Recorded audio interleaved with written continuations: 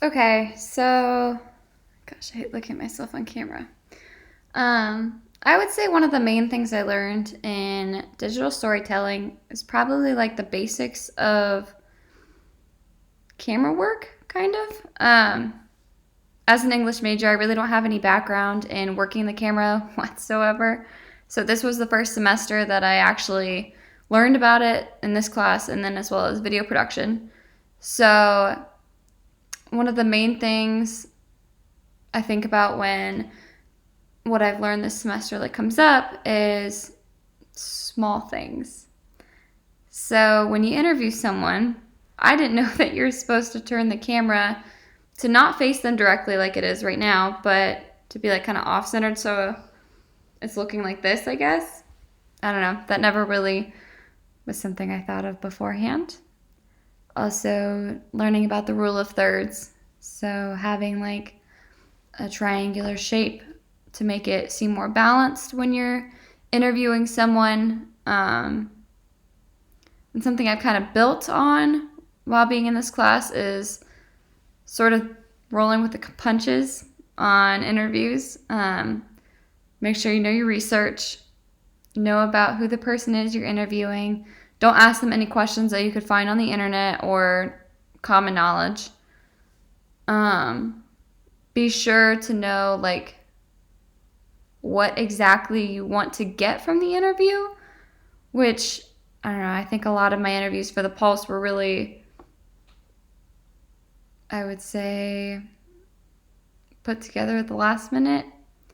I kind of just asked questions and wanted to see where the interview would go, which I guess like that could be a good technique, but at the same time it's better to have a better idea of what you want to get from the interview. Otherwise, you're just going to be left with an hour of footage and you can only use like 20 minutes of it. And I learned very quickly that that's kind of annoying to edit. But one thing I did learn throughout this class that like I didn't expect to find was I enjoyed using iMovie more so than Premiere. And Premiere is a great program. I have used it before in previous classes, and I did like it. There's a lot to do with it, and there's a lot more editing you can do with it as opposed to iMovie.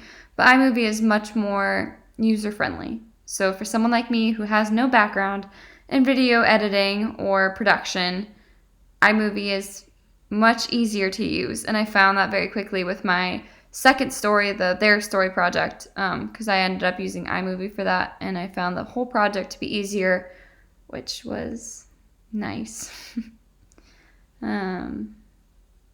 As for other things, I think one thing I think of pretty often that I learned from this class is the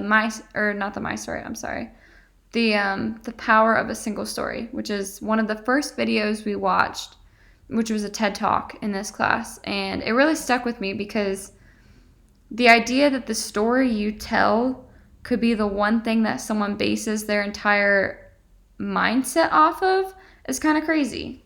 So wanting to tell a truthful story while not being biased in any way should be what your goal is, because you want it to be as accurate as possible.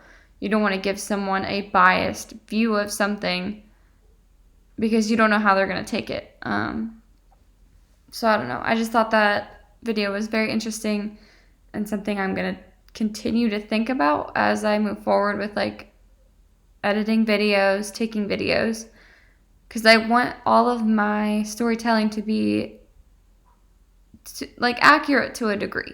And I understand you can only be so accurate because if you're asking people to tell their stories, their truth may be different than someone else's, which is what we learned in the video about the girl who wanted to find her dad. I don't know. It's very interesting overall. But it's something I will keep in mind because I want my stories to be as unbiased as I can make them.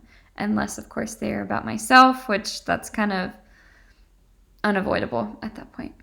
But yeah, I think I've learned a lot over this past semester, and I'm very happy to move forward with the knowledge that I've gained. So yeah.